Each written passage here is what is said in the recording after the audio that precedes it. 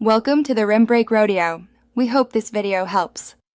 You begin by confirming basics, then unlock your device and ensure network connectivity because passkey removal often contacts servers.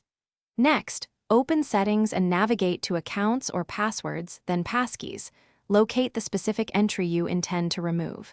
Make a quick local backup of credentials or export a recovery key if available, since deletion is irreversible on device. Once done, prepare alternate authentication, PIN or biometric, so you won't get locked out. You now remove the passkey itself. Tap the entry and review linked accounts and device names to avoid deleting the wrong key.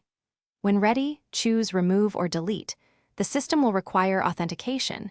Use your PIN, fingerprint, Face ID, or a one-time code.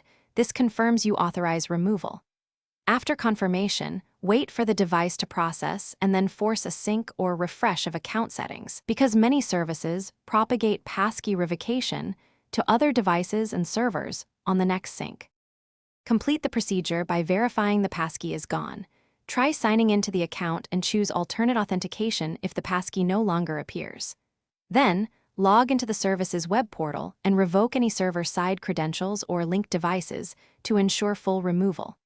Make sure to remove the passkey from other synced devices as well. If something goes wrong, like being locked out, reboot the device, re-authenticate, and use your backup or recovery key to restore access. That troubleshooting step fixes most problems. Thanks for watching.